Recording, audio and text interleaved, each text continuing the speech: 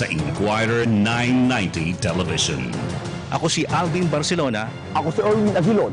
Ako, si Isa Avendaño Umali. Ako si Jong Manlapas. Ako si Ruel Perez. Ako po si Ricky Brosas. Ako si Donna Dominguez. Ako si Chona Yu. Ako si Mariel Cruz. Kami ay nagtanong, kami ay nag-usisa. Ako si Arlene de la Cruz at ito ang Radyo Inquirer 990 Special Report.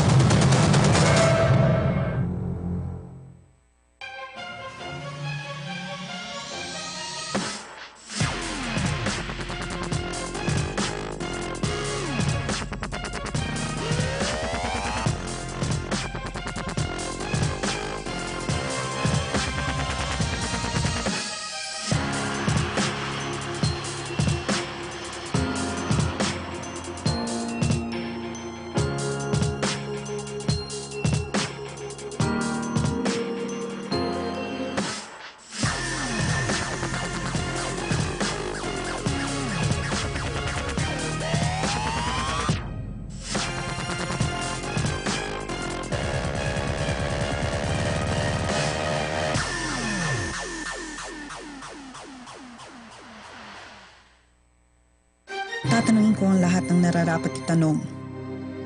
Tatanungin ko si Manu. Hello! Naku, naka-recover na ng konti kahit paano sa book fair. Nako. Napaka-hectic talaga. Jam-pack. Grabe ang book fair, no? It was something different talaga. You have a book launching, you have book signing, you have meet and greet ng mga artista, movie launching, too many activities. Pero enjoy ang mga tao, ah. Ay, Diyos ko. Di ba nga nandun si John Lucas? Yes. Mark Pingris. Yes. Dun sa isang book booth naman siya nag-launch ng book niya. Yeah, naku, And they were all beside your books. Now we know where to put ourselves next year. Siguro dapat Tama-tama. yung hub natin, Goodwill and the one selling the Church Strengthening Ministry. Yes. Tapos Summit Media sa kabila. Yes. O naku. May mga daming artista sa lugar na yan, di ba? Kaya ang daming starstruck. Sigawan ng sigaw ang mga tao dun. Abangan yung susunod na book fair. Baka mas Buti na marami lang, pang artista. pero buti na lang may Pati artista ikaw. tayo sa booth. Ikaw nang susunod na artista.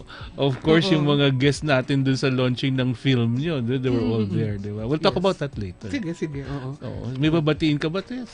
First condolences to Tracy Tuason and her family, no?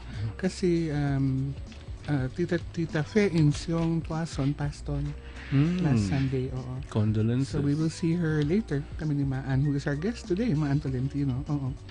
And the feast yesterday of Our Lady of La Salette. And then tomorrow will be St. Matthew's Feast Day. Pero naman sa chapel namin sa Buendia, no? The Chapel of Saints Padre Pio and Filomena, we will have the first Mass relic of Mother Teresa. Dala-dala ni Father Hans. Of Kolkata? Yes. Wow, we'll be there. Yes. If you want, you can come with your rosaries, whatever it is you want na i-touch to the relic. Father Hans will say Mass at 12:15, then veneration after the Mass. Okay, I will be there. That's tomorrow already? Tomorrow na yun, oo. Okay. And then sa Friday naman, Feast ni St. Padre Pio. So, a special Mass at our chapel also again. Ako naman, I'd like to greet Susan Lee and Manuel Lee on their Good 35th afternoon. wedding anniversary. Nakita ko nga yung post sa Grabe. Facebook. Happy anniversary, 35 years. No? Oo. Talagang long-lasting love affair. Tatagal pa yun. Nako. Kasi they're like friends, they enjoy each other's company. I can see that. Oo. Happy Yeah. anniversary. Yes. I'd also like to congratulate again all those who went to the book fair and got their awards for the photo competition, no? Yes. So I'd like to say hi to them. Basically, we have Fincy Guban, Benito Gregorio Jr., Stephanie Carol C., Jesus Edwin Valenciano, Francis Romel Ariola, Ricardo Giacomile, Norberto Briones, and of course, we have here Vilmo Silviderio. Or Rick Giacomile. Congratulations again. And thank you for being there promptly on time. Kasi hectic yung schedule natin, di ba? We had to finish right away. Yes. And then also my new Facebook friends, Rom Borlat and David Fabros. Hi also. Good afternoon. Yes. Yes. Oh, hello. Oh my goodness, ang daming hello nito. Mhm. Yes. Jocelyn Marfori Saulog, my college classmate. Hi, Jocelyn. And then also hi to Neni Santa Romana, NBDB Chair. And BDAP Chair Annie Rosa Almario. Anak siya ni Virgilio, Chairman Virgilio National Almario. Artist Virgilio oo. Almario. Yes. Good afternoon sa inyo. And of course, to Prime Trades in Irene Loren and Tinette Capistrano. They were the organizers of the book fair. Also, Bernadette Katahan and all the staff of Prime Trade.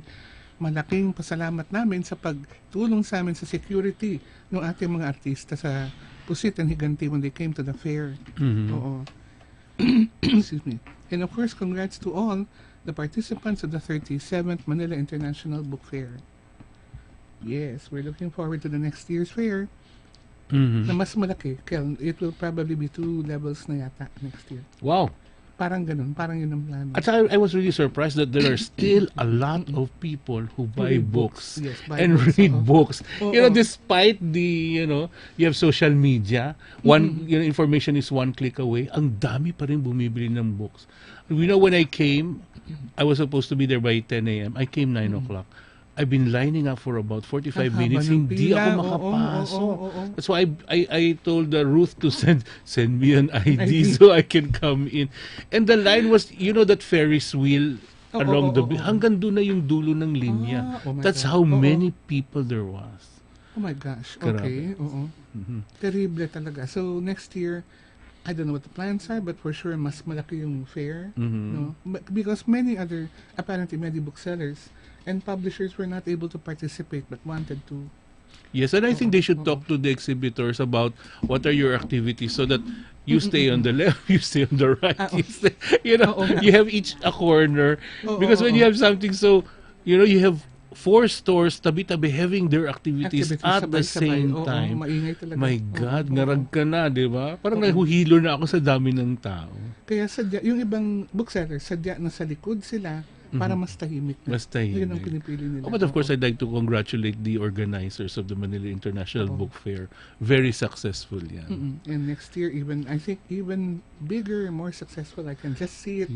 I feel in my bones. Yes. Pero siguro dapat pasalamatan mo yung staff mo. Nakita ko yung hirap nila. Oo naman, Diyos ko. Alam nyo, hindi rin mabuo yung fair. At hindi lang yung fair. Pusit, Higantino.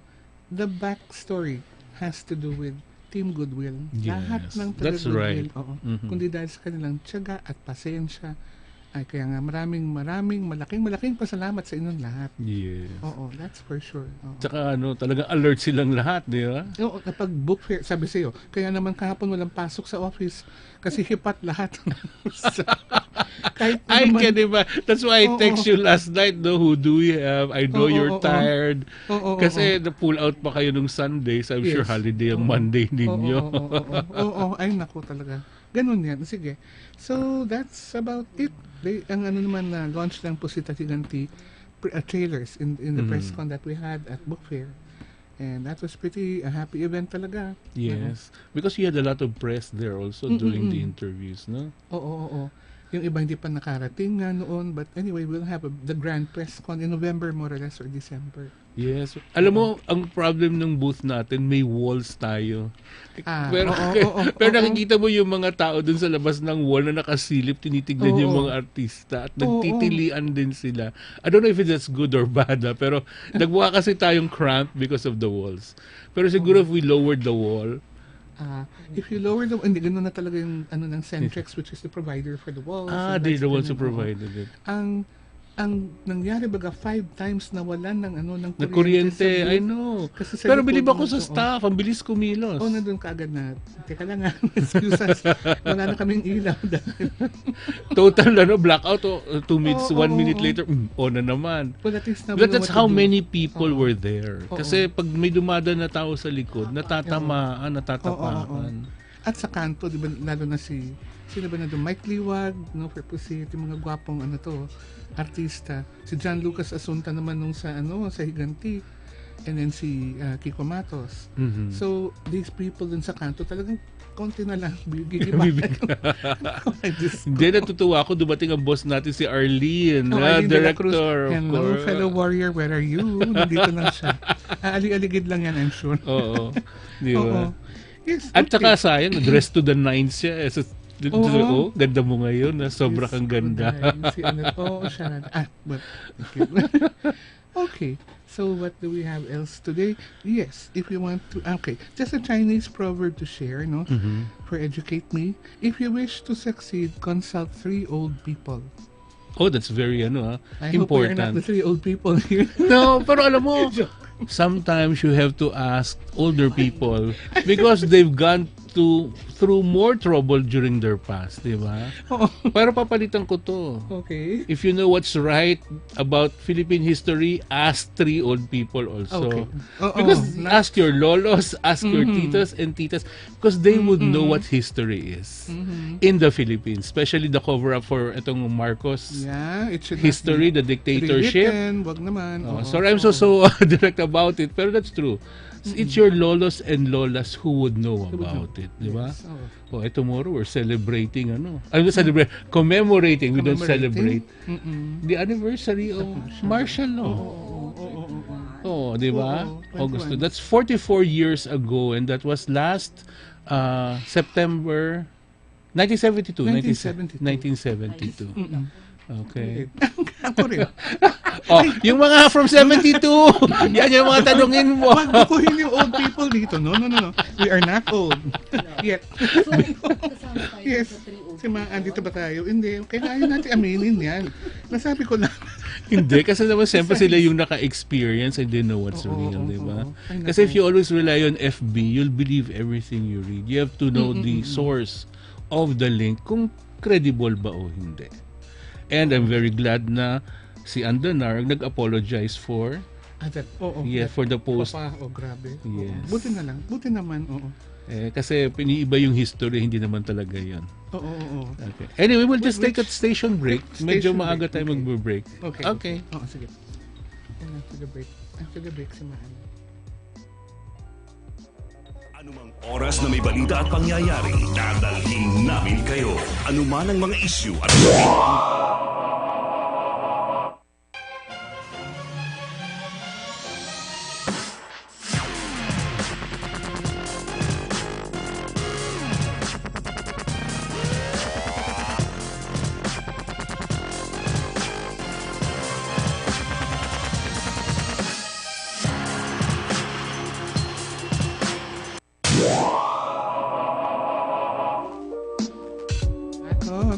Hello. Yes, welcome back to Everyday Goodwill. Of course, I'm here with TESS CANCIO, and for this afternoon, we have a special guest with us. Tess, can you introduce our guest? Yes. Our guest was my classmate sa Alliance Frances de Manil, 1990s, thereabouts, early 90s, no? Ganun na katagal. Aray mo naman. Basta to. Hindi kayo tatanungin about martial law history. Don't worry. We became a really tight group, no, ng mga Francophones, Francophiles. Kasi we shared very much in common that we like the French language, culture. There were cheese fests, wine fests. Punta kami doon. Wala pa akong asawa doon, kaya gano'n, no?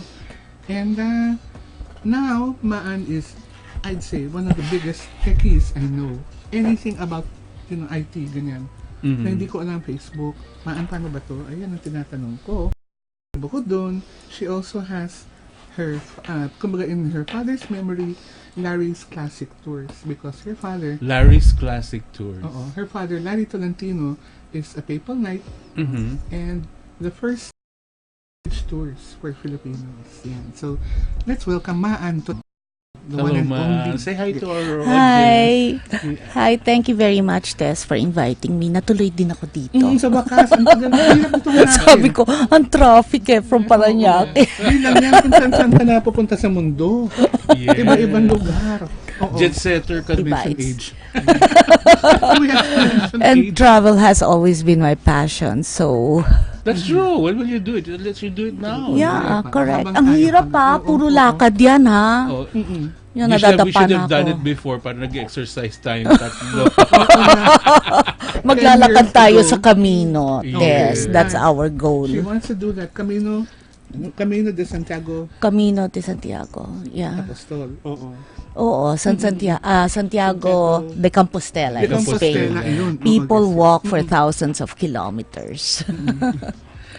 So you're managing your father's travel agency? Well, actually, after I retired from the bank, I didn't even 5 years after sa kadadasal ng tatay ko, when I cleaned up his filing cabinet, nakita ko yung last interview sa kanya sa newspaper.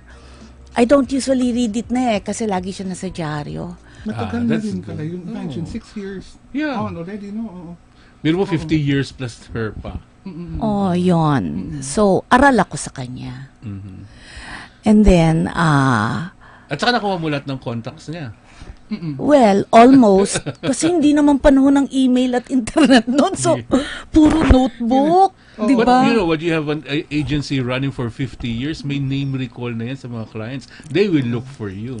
Di ba? Sabi ko nga, since walang mga emails noon, sabi ko, sige, gagamitin ko his name. May name recall. Baka mahanap ko yung dati niyang mga Okay. O yung mga pasahero. anak, oo, yung mga anak. Di ba? Oo. Marami kasi sa provinces, hindi ko na alam. Yun. So what did you find difficult about going into the business of travel tours? At the onset kasi, there were some nitty-gritties na hindi ako sanay. So, nag-refresher course ako. And then, I asked a good friend of my dad. He was a top officer in Philippine Airlines to help me out. And so, that's Rene Ocampo is helping me out. And I have a couple of partner friends also who are with me, who all love to travel.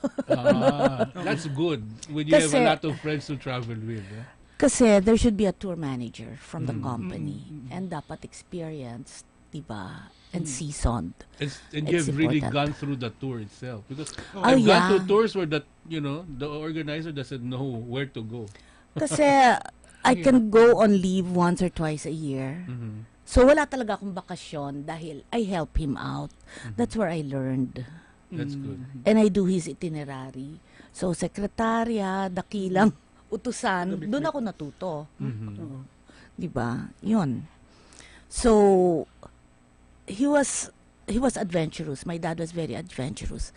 So after every tour, kung hindi man ako makasama sa tour, sumusunod ako. Nadala niya ako hanggang North Pole. Wow! You've gone to North Pole! Kasi una, sabi niya, let's go here. It says the end of the world or the top of the world. So that's in Norway. Somewhere there, really top. Nakalagay doon talaga, this is the edge of the earth. And then sabi ko, Daddy, teka, tiningnan ko yung globe. Wala pang Google Map nun eh. Sabi ko, meron pang isang lugar doon which is Svalbard or Spitsbergen. We went there. Wow! Oh, you have to ride this rickety airplane na yung may propeller. Mga Fokker Papunta planes. doon. Mga ganun. Pagpunta doon, pagdating, ayoko na. Sabi ko, balik na tayo. Wilderness. Puro Tapos, yellow. no, Or mud. trees, ganun. Mud, kasi it was summer. It was mud, so there were planks, wooden planks where you will walk. Tapos wooden lahat talaga kasi there are only 3 months in a year na may sun. Wow. Lahat, at saka the polar bear freely roams. High risk pa na yun. And what's so cute was I can't forget our meal. There was a 5-star hotel, but it doesn't look like a hotel. It's like a wooden house. Our lunch was Arctic snail, whale, seal. Wow, talk about exotic food, ha? Yun, oo. Tapos, it's called Beyond Timberland. So, walang mga gulay. Mahal ang gulay kasi They can grow ini-import. it, oh. Oo, it's hard. No trees na.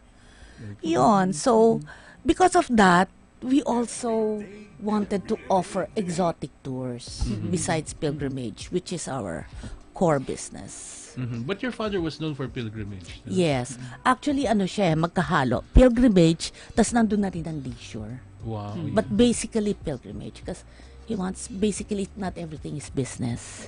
You want to bring people closer to the Lord. That's true. Yeah. And normally when he organizes that, may kasamang pare. Yeah. Correct. Unless, minsan kasi private group, so they would rather just attend the public mass. Pero if it's a group that we formed, lagi may pare. Like for next year, it's 100 years of Fatima. Wow, madaming pupunta dyan. Naku, 2 years ago, fully booked ang mga hotels. Oh my God. Yeah, kasi it's because of the message eh. I'm not sure if you've heard this story about Pope Leo. I forgot if it's Pope Leo the 13th, no? After celebrating Mass, parang he heard sounds sa tabernacle.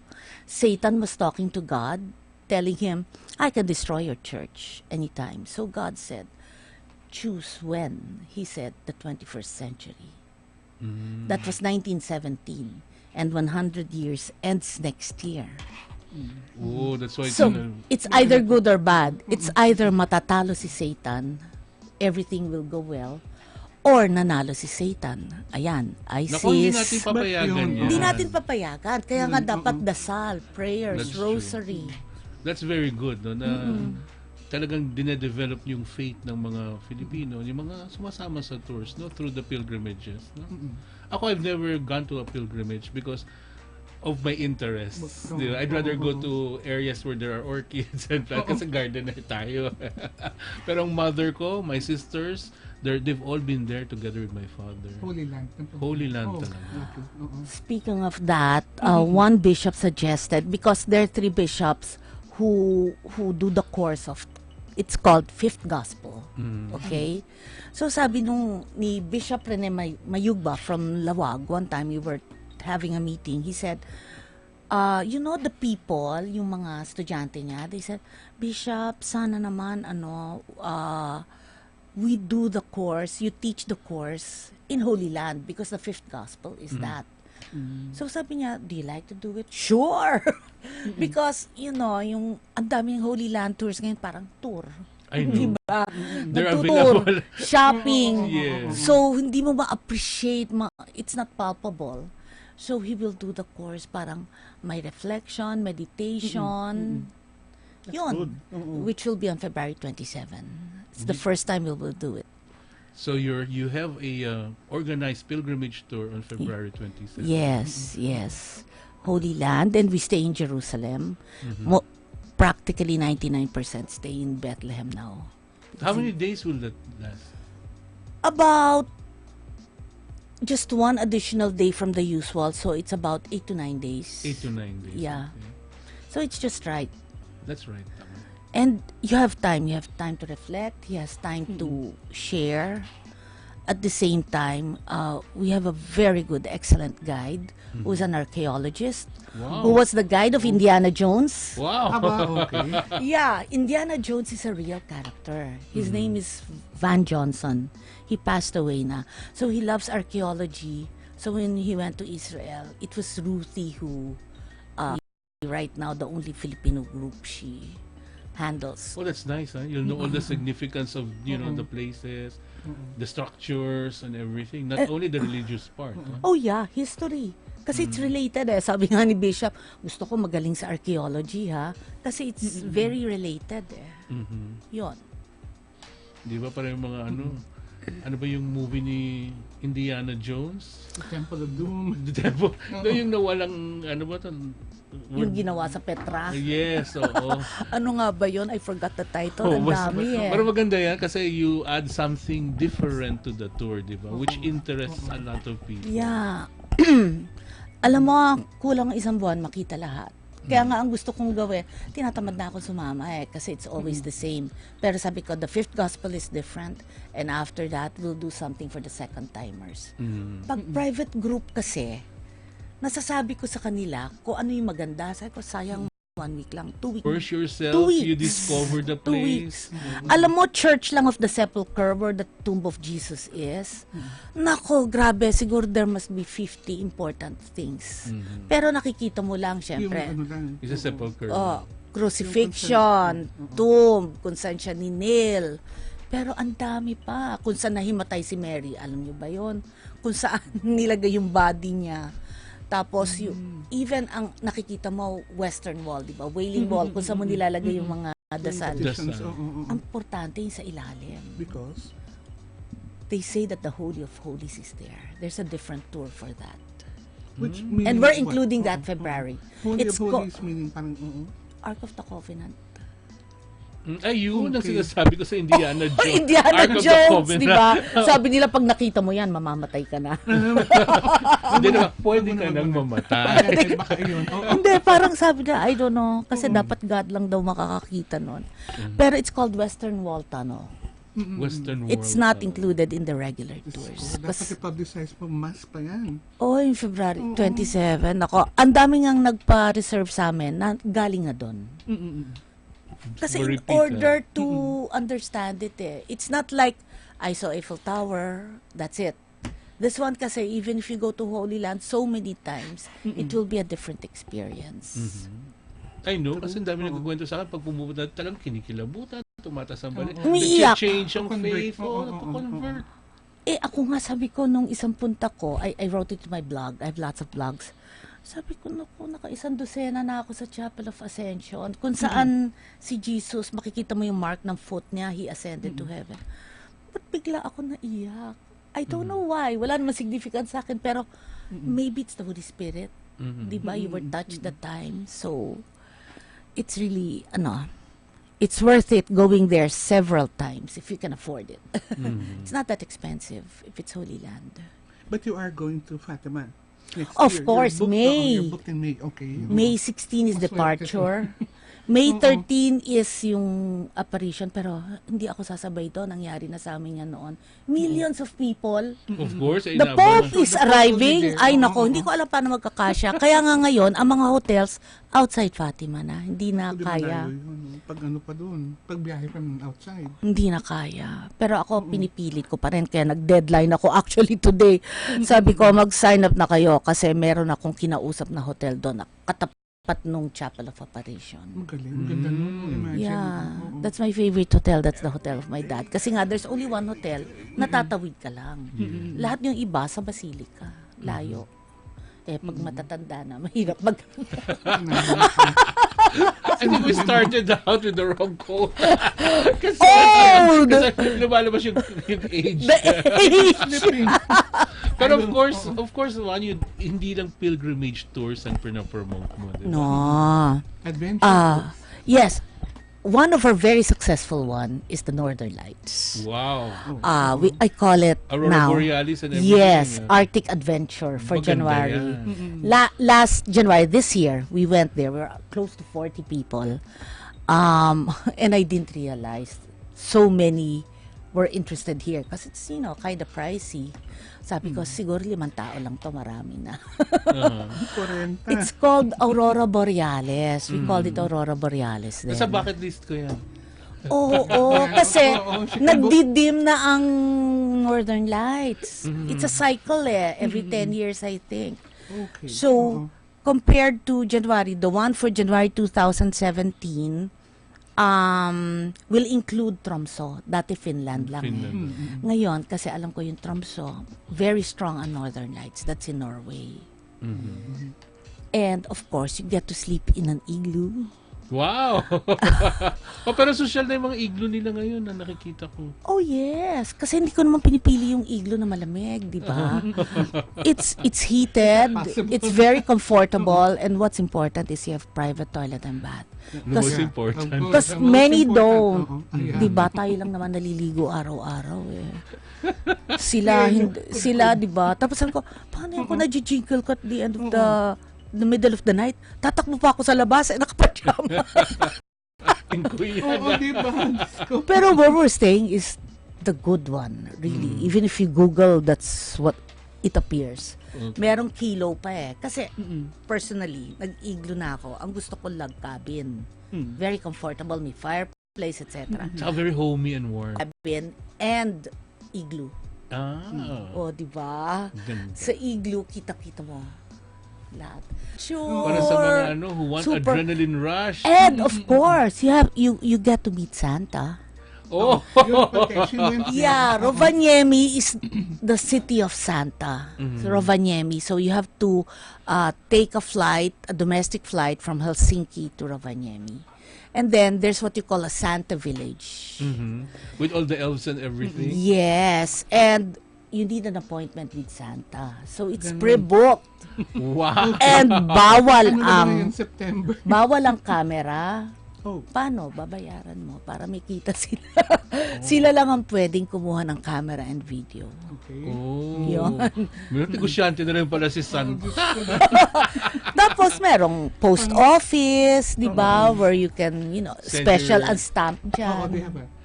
No, but it's something for kids, no? Even for, Eh, adults. Diyos ko, puro adults kami. Lahat Oo. naging bata. Pag tours. Na, Glacier Express, it's called Picturesque Alpine Adventure.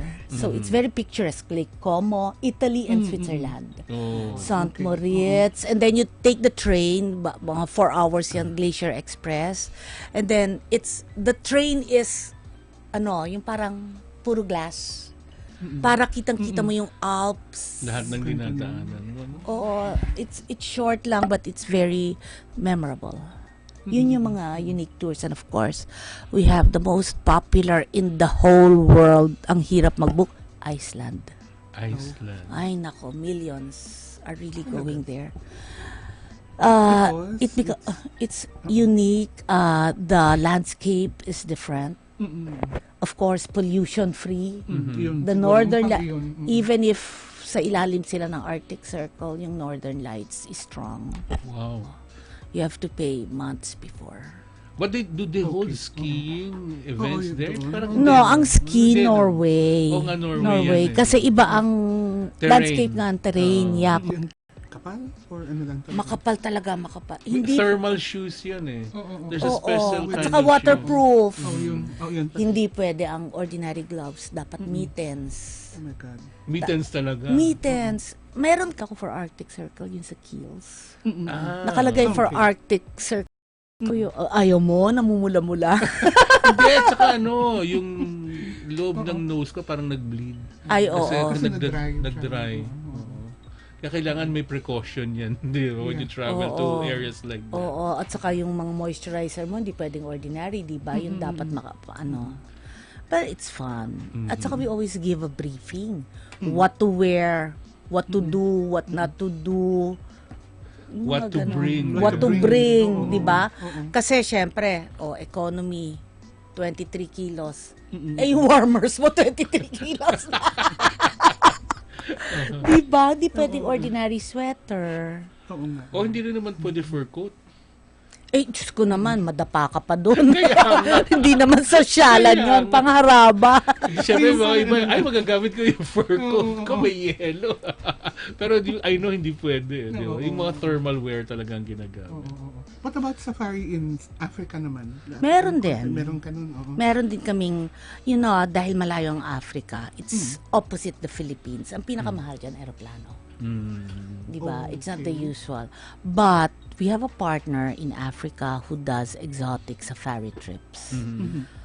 Actually, their main market is if you want luxury, kayang-kaya. But kung medyo budget, pwede na rin. Kasi it's in Kenya, Tsaka Kenya, Tanzania. Tsaka exotic din ang food dyan, di ba?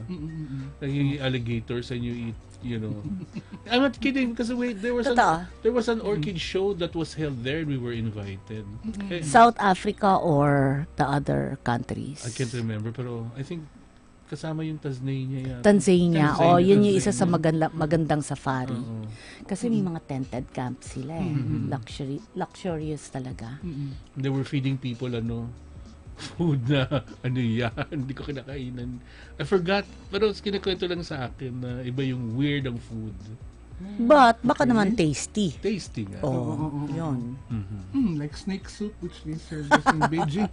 Malay ko na ahas pala yung talagang gaya, Pero masarap. Parang shredded chicken. Pag inom mo, ayan na, mainit ang katawan mo. Kasi snake. Dun sa north, reindeer. Okay. Masarap. Pero kung high blood ka, kasi talagang, Mataas ang but it's malambot siya na very tasty. There was a time, speaking of French, when buhay pa ang parents ko. So, lakas ng loob. Sabi ko, qu'est-ce que c'est? What's this? Yung binibigay, parang chicken eh. Sabi niya, lapang. Rabbit. Teka muna, hindi ko naintindihan kasi medyo nandun pa lang tayo sa level 5 or 6. Okay. Bread? No, what's this? Lapang. So, ano ba to? Hindi ka magkaintindihan. Anyway, pagpunta namin sa fast food, nakita ko na yung spelling. Lepang. Rabbit. I ate rabbit. Oh my God. Why we also eat Kawawa rabbit in yung the bunny. Philippines? No, meron Ay, din. hindi ko alam. Meron Totoo. mga nagsaserve ng rabbit. In Baguio. No, not only in Baguio. Even in San Pablo. Okay. Doon ako nakakain ng rabbit eh. May rabbitry farm kasi doon. Then they serve rabbit. Sa baby pero bunny. parang, di ba? Alaga ko yan eh. Yun, nag-aalaga ako But ng okay. rabbit dati. Oo. Anyway, yung sa Fatima, besides Fatima, if you're a Teresia, oo, kasi it goes to Avila, Segovia, ganda Avila, Sunod-sunod. Segovia, Toledo. yung tapos ni-request pa ng bishop, si Bishop Rene rin nasasama, Mary Ann, pwede bang Lisio? Naku, Bishop, sabi ko, punong-puno na. Alam mo, nasingit ko pa rin. That's good. Kasi Barcelona, Parelemonial, where Sacred Heart of Jesus appeared to Saint Margaret. Yeah. So, punong-puno siya talaga. I'm sure 16 maraming days. gustong sumama dyan, man. How do we get in touch Yes. with you? Okay. Please give your details. You can call our office 869-6050 or email us at travelinquiry@larrysclassictours.com. Larrys, Larrys. LarrysClassicTours.com. We're in BF Homes near the church. Exacto. We're in front of the big parking lot of the church. But anyway, So why don't you guess next week? Kaya pa ba? Oh, Kaya September pa? 30 pa alis ko Hindi pa eh. siya alis. Ah. One more September 30. round. Some more info. kasi kulang ang ating time ngayon. Oo. hapon, Talaga, eh. Not kulang talaga yung kwento niya. Ang Oo dami pa nga. ng kwento niyan. Daldal ko lang. Hindi